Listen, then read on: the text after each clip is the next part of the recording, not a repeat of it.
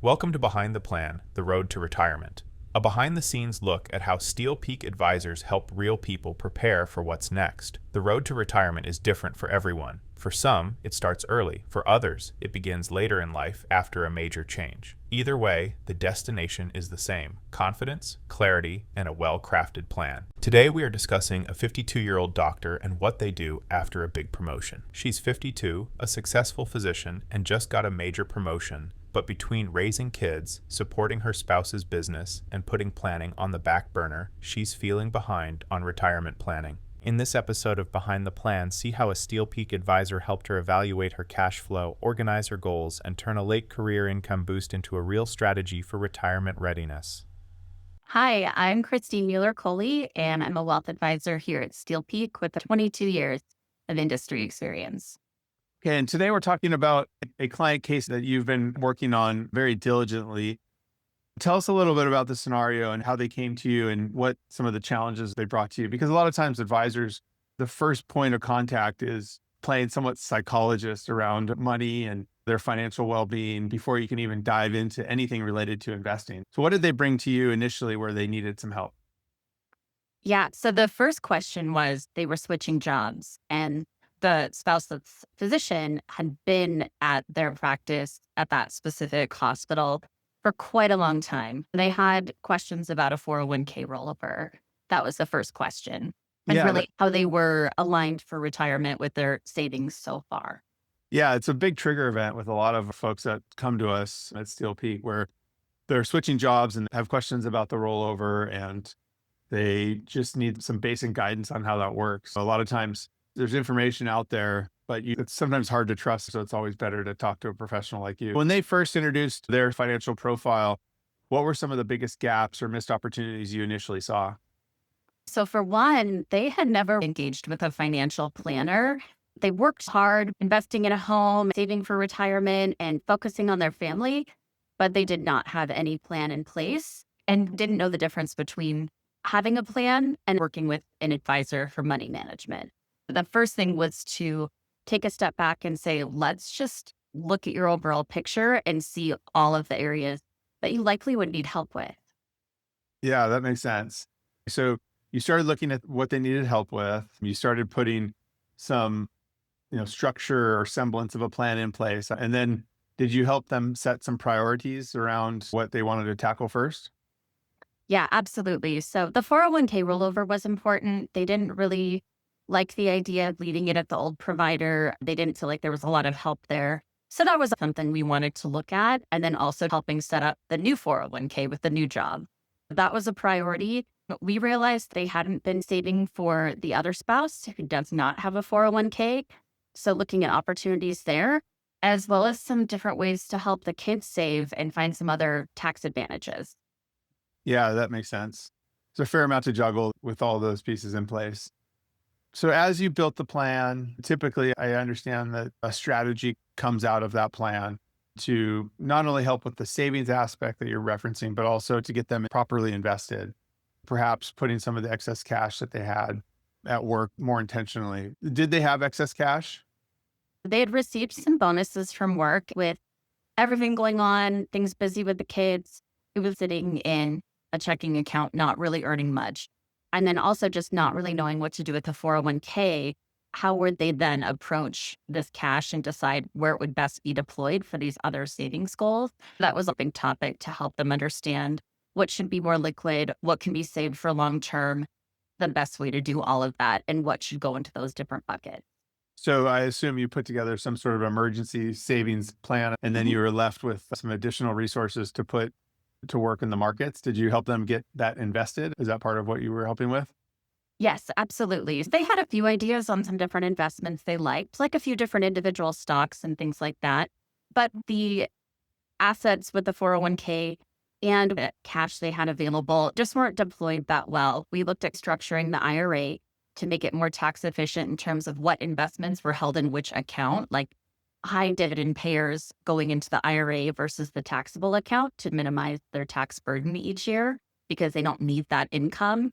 And then we were able to get some money put into a short-term money market for that liquidity bucket We were able to invest the rest more long term to help supplement retirement and future home purchase goals, as well as adding money to the spouse's IRA that does not have the 401k, and then starting to set up accounts for the kids as well, because that was really important to them having a legacy to leave behind for the kids, especially being mindful of the inheritance they would likely be getting.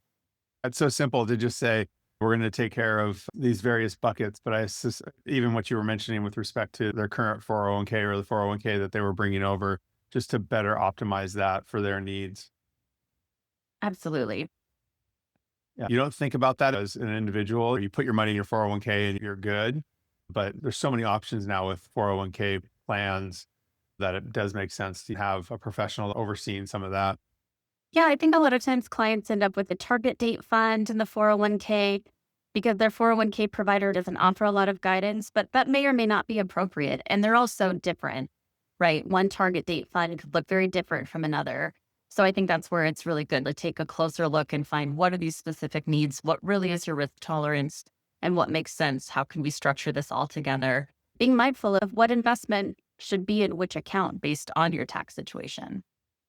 And I think looking at what they were trying to accomplish for their kids as well, is legacy planning is very important to parents and grandparents, and making sure that it's done correctly is a challenge oftentimes. It's great that they were thinking about it even when their kids were in their teenage years. They have time to make sure they structure it correctly. But what were some of the concepts or ideas to help with setting up that the kids from a financially responsible manner? Because inheritances oftentimes are earned or can be set up so that they're earned. Were there strategies in place there? Is that how they were thinking about it? Or were they just trying to figure out the tax advantage way of doing it? So initially, their thought was, we just want to get some money to our kids. Yeah. We have an inheritance coming later. And that can be tricky to talk to your parents about what that looks like and what would go to them versus the grandkids.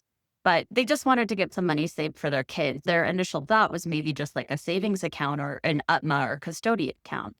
And I think there's a great time and place for those. But they wanted some earmarked for education. So a 529 could be a much better option for several reasons. They also wanted the money that goes to the kids to be long term to help them with retirement.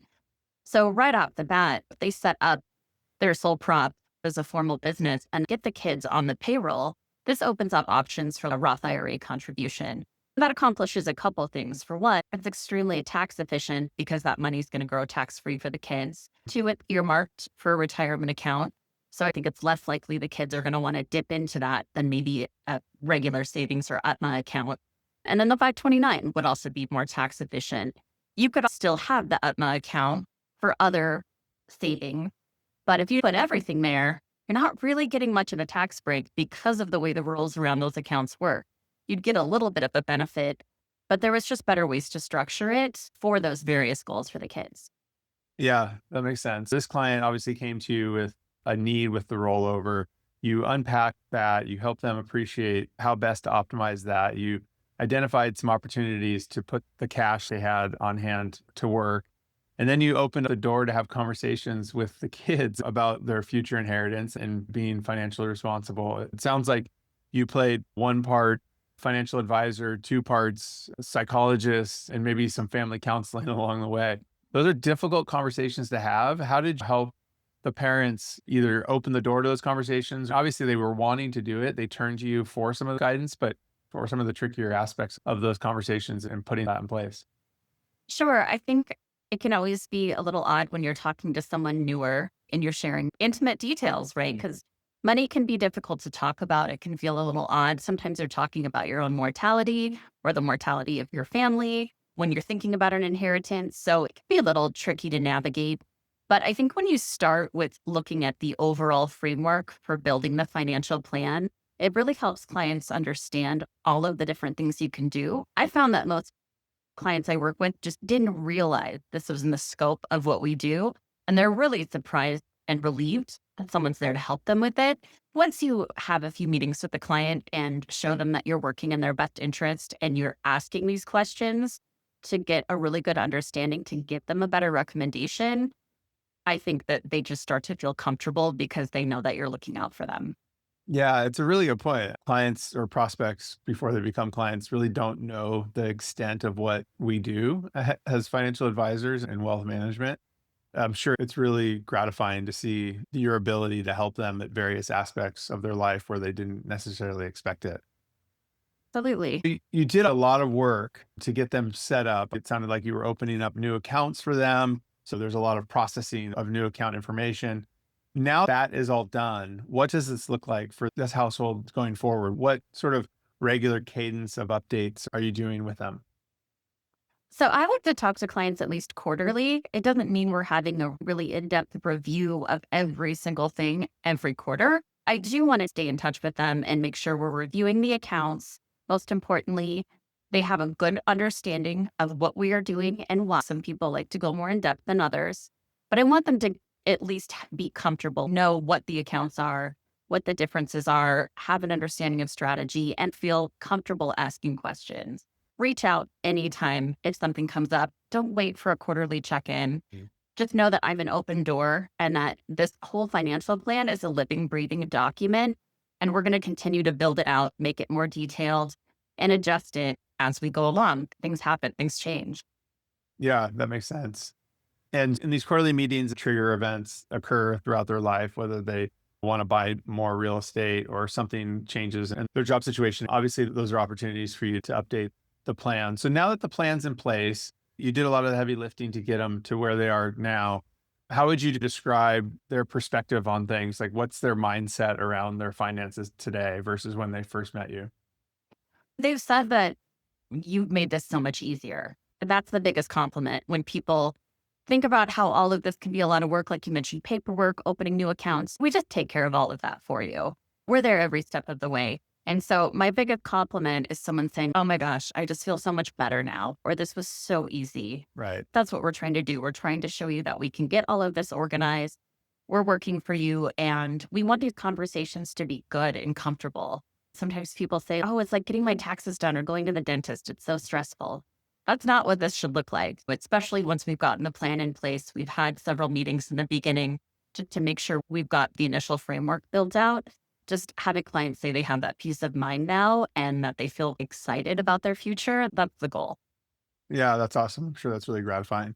So obviously, a husband, wife with two kids, a career or a job change, like that's a very common occurrence. Is there anything you would say to others who are concerned about what to do with their 401k, maybe mid-career and they're changing companies? What are the areas that, or what would you say to them as the areas of what they need to focus on and how you might be able to help?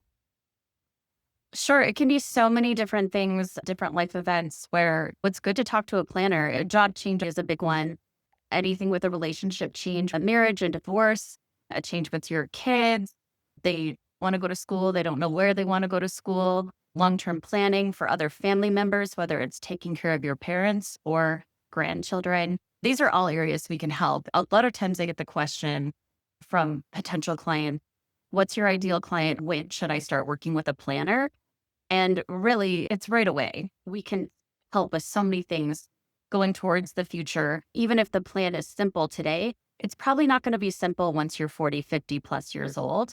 I think it's just never too early to start having the conversation. Yeah, we definitely can appreciate that comment. It's never too early. It's also never too late. There are times when people get embarrassed to turn to an advisor like you to get the help they need because they feel like they should have done it many years ago. In many cases, they should have, but just because they should have done it 10 years ago doesn't mean they can't get things corrected today. People ask, what's your ideal client? My ideal client is someone that just wants to work with a planner. They want the help. They're interested in going through the plan and they want to go through the education of different things that we can do. That's who we want to work with. That makes a lot of sense. Thanks for sharing with us. Thank you.